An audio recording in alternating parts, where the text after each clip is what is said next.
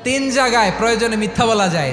এক নাম্বার, আপনার ওয়াইফকে খুশি করার জন্য, সে একটু এরকম না বলে একটু কৌশল করে বললে খুশি হবে, ওটা বলা যায়। দুই নাম্বার, জীবন মরণের ব্যাপার, যান বাঁচানোর জন্য একটু কৌশল করে ঘুরিয়ে বললেন, এটা জায়েজ। তিন নাম্বার, দুইজন ঝগড়া লাগছে তাদেরকে মিলিয়ে দেওয়ার জন্য কৌশল করে একটু মিথ্যা বলা, ঘুরিয়ে বলা যায়। দুইজনের মধ্যে দেখলেন যে সম্পর্ক খারাপ, একজনরে বললেন, ভাই সে তো ওই দিন আপনার ব্যাপারে অনেক প্রশংসা। কি আমার ব্যাপারে প্রশংসা? কি বললো? এই বললো আপনি নাকি এই করছেন ওই করছেন, অনেক প্রশংসা। লোকটার মন খুশি হয়ে যাবে তার ব্যাপারে, ঠিক কিনা? আবার তার সাথে যার ঝগড়া, ওরে যে বলুন, ভাই ওই দিন তো সে আপনার অনেক অ্যাপ্রিসিয়েশন করলো, অনেক। সে তো অবাক, কি রে বলে কি? এই যে দুইজনের ব্যাপারে দুইজনের একটু ভালো ভালো কথা বলে দিচ্ছেন, একদিন দেখবেন রাস্তা দিয়ে হাঁটার সময় একে অপরকে সালাম দিয়ে ফেলছে, সালাম দিয়ে বুকে জড়ায় ধরছে, আছে না নাই?